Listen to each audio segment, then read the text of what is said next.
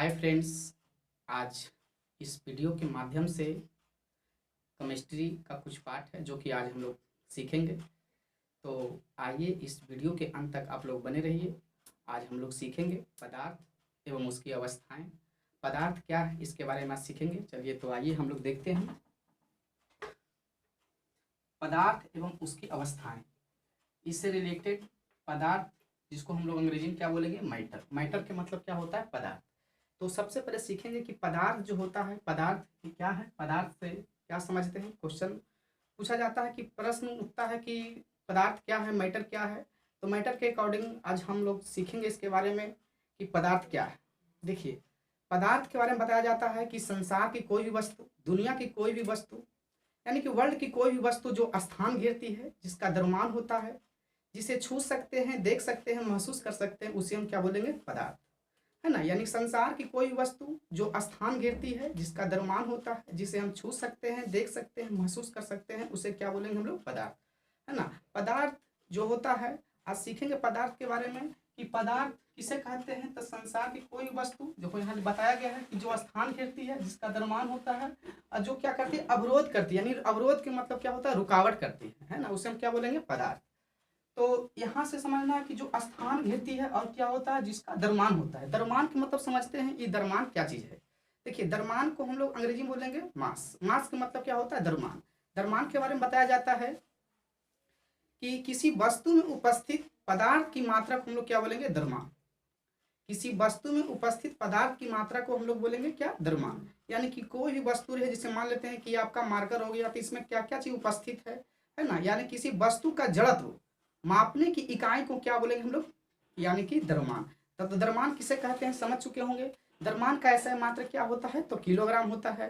तो द्रव्यमान के बारे में बताया जाता है, मास के बारे में, कि द्रव्यमान उसे कहते हैं किसी वस्तु में उपस्थित पदार्थ की मात्रा को हम लोग क्या बोलेंगे, द्रव्यमान। और द्रव्यमान कभी बदलता नहीं है। पूरा संसार क्या, पूरा ब्रह्मांड में भी चल जाओगे तो द्रव्यमान कभी बदलता नहीं है। द्रव्यमान का जो मान होता है, ज्यों का त्यों होता है। तो द्रव्यमान किसे कहते हैं, तो किसी भी वस्तु में उपस्थित पदार्थ की मात्रा, अर्थात किसी भी वस्तु में उपस्थित जो होता है पदार्थ की मात्रा, यानी कि किसी वस्तु में उपस्थित जो जड़त्व रहता है, उसके मापने की इकाई को हम लोग क्या बोलेंगे, द्रव्यमान कहते हैं। और द्रव्यमान कभी बदलता नहीं है, इस चीज को थोड़ा सा ध्यान रखिएगा।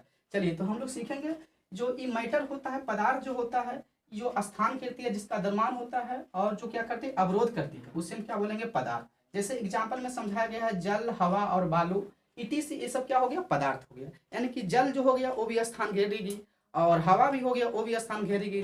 जैसे वायु, हवा जो हो गया, जैसे बैलून में हम लोग बोल सकते हैं कि हवा यदि भरेंगे तो वो भी स्थान घेर लेगी, है ना। उसी प्रकार से बालू भी स्थान घेरती है। इत्यादि बहुत सारा ऐसा पदार्थ है जो कि स्थान घेरती है।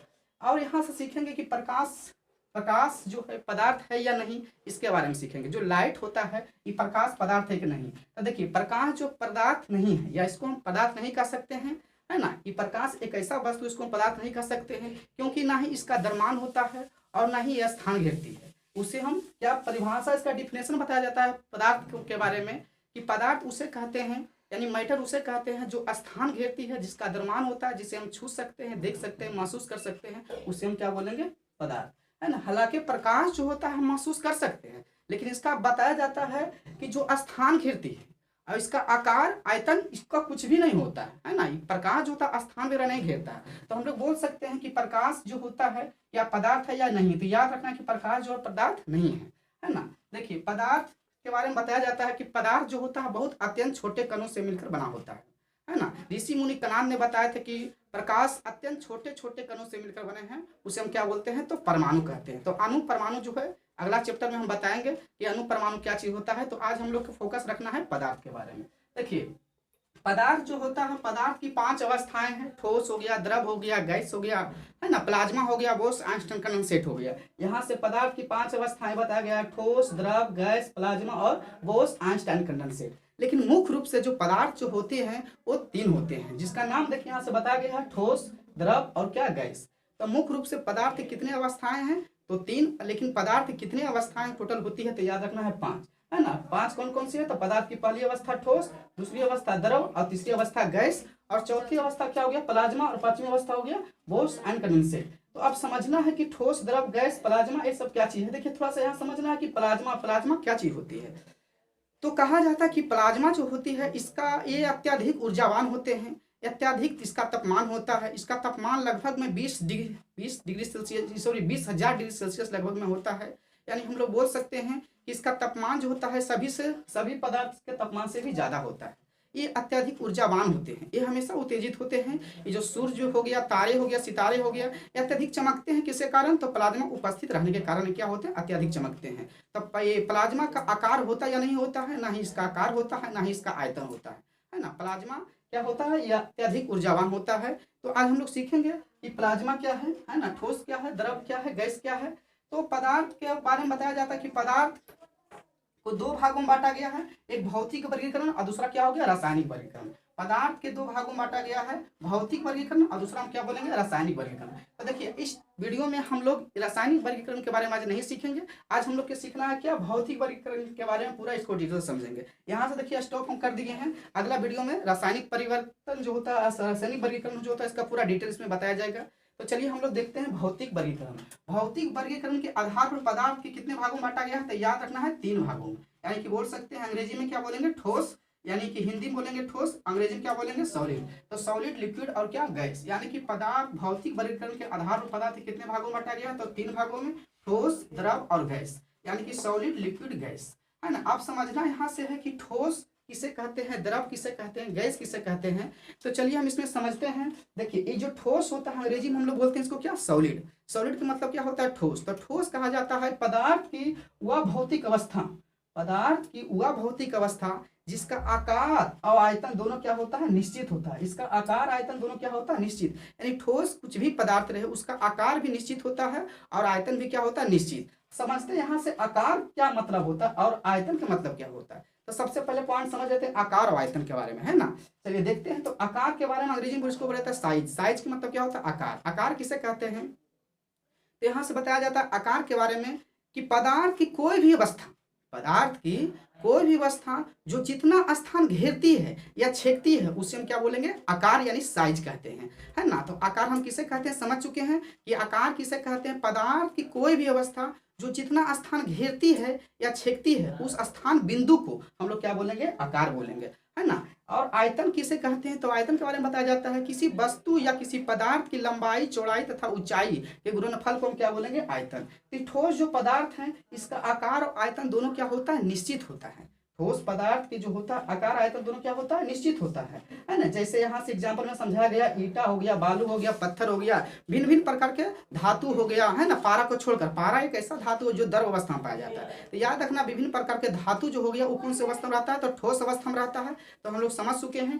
कि ठोस किसे कहते हैं, है ना। तो पदार्थ की वह भौतिक अवस्था जिसका आकार और आयतन दोनों क्या होता है? तो निश्चित होता है, उसे हम क्या बोलेंगे? तो यहाँ ठोस बोलेंगे, सॉलिड बोलेंगे, है ना। दूसरा पॉइंट को याद रख समझना है कि यहाँ से द्रव, द्रव को अंग्रेजी में क्या बोलेंगे? लिक्विड, है ना। ये पदार्थ की पहली अवस्था है तो दूसरी अवस्था, पदार्थ की पहली अवस्था ठोस, दूसरी अवस्था क्या है? लिक्विड यानी कि द्रव बोलेंगे। द्रव समझते हैं। तो द्रव के बारे में समझा बताया जाता है कि पदार्थ की वह भौतिक अवस्था, मैटर का वह भौतिक अवस्था जिसका आकार अनिश्चित, इसका आकार नहीं होता है। ठोस का आकार और आयतन दोनों निश्चित होता है, मतलब कि दोनों संभव होता है, लेकिन इसका आकार नहीं होता। यानी कि पदार्थ की वह भौतिक अवस्था जिसका आकार अनिश्चित और आयतन क्या होता है? निश्चित। जिसका आकार अनिश्चित और आयतन निश्चित हो उसे हम क्या बोलेंगे? लिक्विड बोलेंगे, यानी कि द्रव। द्रव को हम तरल भी बोल सकते हैं, है ना। तो उसे हम क्या बोलेंगे? द्रव कहेंगे। यानी कि पदार्थ की वह भौतिक अवस्था जिसका आकार अनिश्चित और आयतन क्या होता है? इसका निश्चित होता है, उसे हम क्या बोलेंगे? तो द्रव बोलेंगे, है ना। इसके बाद जैसे इसकी एग्जाम्पल हम समझ लेते हैं। एग्जाम्पल क्या बताता है? जल हो गया, दूध हो गया, पेट्रोल हो गया, अल्कोहल हो गया, इत्यादि। ये सब बहुत सारा पदार्थ है जो कि एक ही अवस्था में रहता है। तो हम लोग समझ सकते हैं कि द्रव अवस्था में रह सकते, द्रव अवस्था में रहता है। चलिए आगे समझते हैं गैस। कि गैस क्या होता है? देखिए गैस के बारे में बताया जाता है कि पदार्थ की वह भौतिक अवस्था जिसका आकार और आयतन दोनों अनिश्चित होता है उसे हम क्या बोलेंगे? गैस कहेंगे। ना ही इसका आकार होता है और ना ही इसका क्या होता है? तो आयतन होता है। यानी गैस का ना ही आकार और ना ही इसका क्या होता है? आयतन, है ना। तो यहाँ से गैस का डिफिनेशन क्या बताएंगे? परिभाषा देंगे। तो पदार्थ की वह भौतिक अवस्था जिसका आकार और आयतन दोनों क्या होता है? अनिश्चित होता है। जिसका आकार और आयतन दोनों क्या होता है? अनिश्चित, है ना। तो ठोस के बारे में बताया जाता है कि ठोस उसे कहते हैं पदार्थ की वह भौतिक अवस्था जिसका आकार तथा आयतन दोनों क्या होता है? निश्चित। जबकि द्रव के बारे में बताया जाता है आकार इसका अनिश्चित होता है जबकि आयतन क्या होता है? तो याद रखना है निश्चित, है ना। गैस के बारे में बताया जाता है आकार आयतन दोनों क्या होता है? तो अनिश्चित होता है। तो ठोस द्रव गैस के बारे में हम लोग समझ चुके हैं। चलिए आगे देखते हैं नीचे। यहाँ से समझना है तीनों अवस्था में क्या पाया जाता है, जल। देखिए पदार्थ की ठोस द्रव गैस, तीनों अवस्था में क्या पाया जाता है, तो याद रखना है कि यानी कि वाटर पाया जाता है या जल पाया जाता है। तो पदार्थ की तीनों अवस्था में क्या पाया जाता है, जल, है ना। अगला पॉइंट थोड़ा सा लिखा हुआ त्रिक बिंदु। तो त्रिक बिंदु का मतलब समझना कि त्रिक बिंदु क्या चीज होती है ना। देखिए त्रिक बिंदु के बारे में बताया जाता है कि पदार्थ की तीनों अवस्थाएं ठोस द्रव और क्या गैस, ठोस द्रव गैस, ये तीनों अवस्थाएं एक बिंदु पर होती है, उसे हम क्या बोलेंगे, त्रिक बिंदु। त्रिक बिंदु किसे कहते हैं, पदार्थ की तीनों अवस्था ठोस द्रव गैस एक बिंदु पर होती है, यानी एक बिंदु पर होती है, उसे हम क्या बोलेंगे, त्रिक बिंदु कहते हैं ना। तो त्रिक बिंदु समझ गए हैं और यहाँ से समझना ठोस द्रव गैस का भी डिफिनेशन समझ चुके हैं। आइए किसका घनत्व सबसे अधिक होता है, किसका विचलन सबसे अधिक होता है। यहाँ से ऑब्जेक्टिव क्वेश्चन एग्जाम्पल हमेशा एग्जाम में पूछता रहता है। तो देखते हैं हम लोग हैं यहाँ से ठोस। देखिए आकार और आयतन किसका निश्चित है, किसका अनिश्चित है, बता चुके हैं। आगे समझते हैं यहाँ से घनत्व। ये डेंसिटी जो होता है, घनत्व को अंग्रेजी में क्या बोलेंगे, डेंसिटी बोलेंगे। डेंसिटी के मतलब क्या होता है, घनत्व होता है। तो ठोस पदार्थ का जो होता है घनत्व जो होता है, अंतराण्विक बल जो होता है, अंतराण्विक आकर्षण बल भी बोल सकते हैं इसको हम, है ना, स्थितिज ऊर्जा, अंतराण्विक बल, घनत्व और स्थितिज ऊर्जा सबसे अधिक किसका होता है, तो याद रखना है सॉलिड, यानी कि ठोस पदार्थ का इसका सबसे अधिक होता है घनत्व, है ना। इसके अपेक्षा द्रव की अपेक्षा ठोस का अधिक होता है, द्रव का कम होता है और गैस का बिल्कुल कम होता है। क्या क्या चीज कम होता है, इस माइंड में सेट रखना है कि ठोस पदार्थ का घनत्व, अंतराण्विक बल, स्थितिज ऊर्जा सबसे अधिक होता है, जबकि गैस का सबसे कम, है ना। द्रव का जो होता है घनत्व जिसको बोल सकते हैं, द्रव जो होता है ठोस की अपेक्षा क्या होता है, कम होता है, और द्रव के गैस की अपेक्षा क्या होता है, अधिक होता है। नीचे पॉइंट बताया गया है यहाँ से गतिज ऊर्जा और प्रसार, विसरण, असंपीड़न, ये सब क्या होता है, सबसे अधिक किसका होता है, तो याद रखना है गैस का सबसे अधिक होता है ना। गैस का यहाँ से देखो बताया गया सबसे अधिक, जबकि यहाँ से बोल सकते हैं सबसे कम किसका होता है, तो यानी याद रखना है ठोस। तो ठोस का सबसे अधिक क्या क्या चीज होता है, यानी बोल सकते हैं इसका हो गया आपका, यानी कि बोल सकते हैं इसका घनत्व सबसे अधिक हो गया, अंतराण्विक आकर्षण बल सबसे अधिक हो गया, और यहाँ से बोल सकते हैं स्थितिज ऊर्जा सबसे अधिक किसका हो गया, तो ठोस का। यहाँ से बताया गया है, आगे देख सकते हैं आप लोग हैं कि यहाँ से घनत्व, आकर्षण बल और स्थितिज ऊर्जा सबसे अधिक किसका होता है, ठोस का, है ना। उसके बाद किसका होता है, कम, तो द्रव का सबसे कम किसका होता है, गैस का। यहाँ से गतिज ऊर्जा, ये विसरण, विसरण के मतलब क्या होता है, प्रसार, प्रसार के मतलब क्या होता है, फैलना। जैसे हम लोग अभी सेंट मारते हैं, है ना, तो दूसरे रूम में जाता है, बोलता कौन सेंट मार रहा है ना, बहुत अच्छा लग रहा है सुगंध इसका, तो यानी किसके कारण पहुंच जाता है वहां तक, तो समझना विसरण। विसरण का मतलब क्या होता है, फैलना। जो हम लोग रसोई घर में खाना बनाते हैं, उससे लिक्विड जो रहता है, पेट्रोलियम गैस जो रहता है, उसको हम निकालते हैं तो गैस दूर दूर तक चला जाता है ना, वो किसका कारण, तो विसरण के कारण। विसरण जो होता है, विसरण का मतलब फैलना यानी प्रसार होना। तो प्रसार होने का मतलब समझ चुके हैं, है ना। चलिए तो हम लोग यहाँ से समझना है कि घनत्व सबसे अधिक किसका होता है, ठोस का, और द्रव किसका अधिक होता है, तो याद रखना है ना।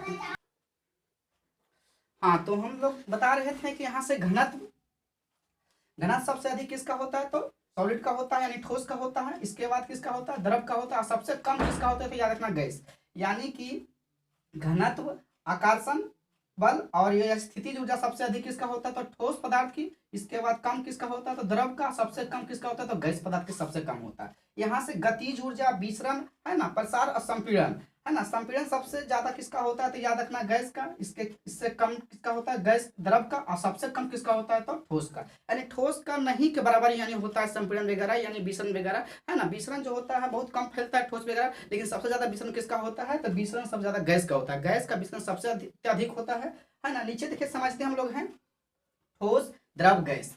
अब यहाँ से समझते हैं कि ठोस, द्रव, गैस जो होता है, किसी वस्तु को, ठोस वस्तु को यदि हम गर्म करेंगे यानी ताप देंगे, तो ताप देंगे यानी गर्म करेंगे, तो किस अवस्था में बदल जाएगा, तो द्रव अवस्था में बदल जाएगा। यदि द्रव को भी हम ताप देंगे यानी गर्म करेंगे, तो किस अवस्था में बदल जाएगा, तो याद रखना है कि गैस अवस्था में बदल जाएगा। यानी कि बोल सकते हैं कि ठोस वस्तु को यदि गर्म करेंगे तो द्रव अवस्था, और द्रव अवस्था को यदि हम गर्म करेंगे तो किस अवस्था में बदल जाएगा, तो गैस अवस्था में बदल जाएगा, है ना। इसी प्रकार से गैस को यदि हम ठंडा करेंगे, है ना, क्या करेंगे, ठंडा करेंगे, तो किस अवस्था में बदल जाएगा, द्रव अवस्था में। द्रव को यदि भी ठंडा करेंगे पूरा, है ना, तो क्या किस अवस्था में बदल जाएगा, तो याद रखना ठोस हो। जैसे एग्जांपल में क्या लेंगे हम, बल, यानी कि सॉरी बल कहते हैं, यानी कि एग्जांपल में लेंगे हम बर्फ, जिसको हम लोग क्या बोलते हैं, आइस बोलते हैं ना।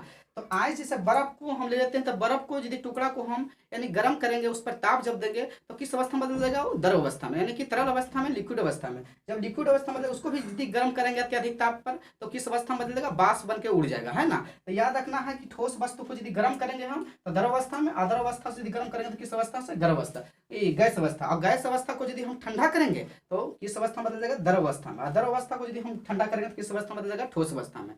तो निश्चित ताप पर, यहाँ से समझना पॉइंट को, यहाँ सब्जेक्टिव क्वेश्चन खूब पूछता है, यानी निश्चित ताप पर ठोस से द्रव में बदलना, ठोस से द्रव में बदलना क्या कहलाता है, तो याद रखना है गलन, है ना, गलन या गलनांक। निश्चित ताप पर ठोस से द्रव में बदलना क्या कहलाता है, गलन बोल सकते हैं या गलनांक बोल सकते हैं, है ना। और निश्चित ताप पर द्रव से गैस में बदलना क्या कहलाता है, तो याद रखना है वाष्पन या बोल सकते हैं वाष्पीकरण। फिर से समझना है इस पॉइंट को, निश्चित ताप पर ठोस से द्रव में बदलना क्या कहलाता है, गलन। जैसे बर्फ का टुकड़ा यदि हम ठोस पदार्थ है तो उसको हम क्या करेंगे, गलन, ये बर्फ को हम क्या द्रव बनाएंगे तो किस अवस्था में बदल जाएगा, तो गलन, यानी गलेगा तभी क्या बन जाएगा, तरल अवस्था में बदल जाएगा। तो निश्चित ताप पर ठोस से द्रव में बदलना गलन कहलाता है, और निश्चित ताप पर द्रव से गैस में बदलना क्या कहलाता है, तो याद रखना है वाष्पन या वाष्पीकरण बोल सकते हैं। इसी प्रकार से आगे समझते हम लोग हैं कि निश्चित ताप पर, है ना, गैस से द्रव में बदलना क्या कहलाता है, संघनन कहलाता है। निश्चित ताप पर गैस से